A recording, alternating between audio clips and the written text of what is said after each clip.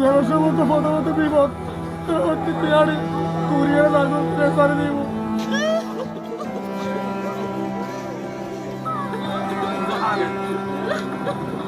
আমার ভাইয়ের যেটা অনুষ্ঠান করছিল এটা তো এই যেহেতু অনুষ্ঠান হবে না।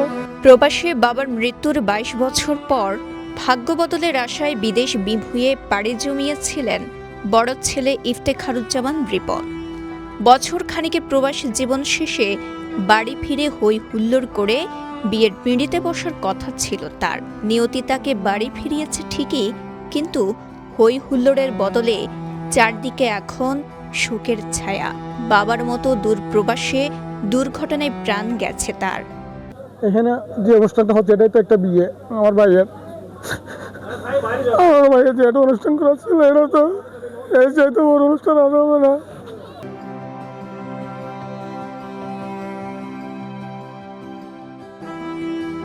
বোয়ালখালীর আকুবডন্ডি শরীফপাড়া এলাকার প্রয়াত আব্দুল গফুর শরীফের ছেলে রিপন বাবার মৃত্যুর পর অনটনে পড়া পরিবারকে টেনে তুলতেই প্রায় ২ যুগ পর কাতার পাড়ি দিয়েছিলেন তিনি।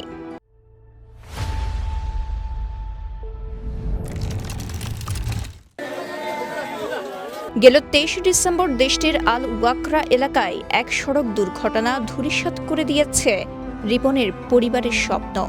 প্রাণ হারান এই রেমিট্যান্স যোদ্ধা।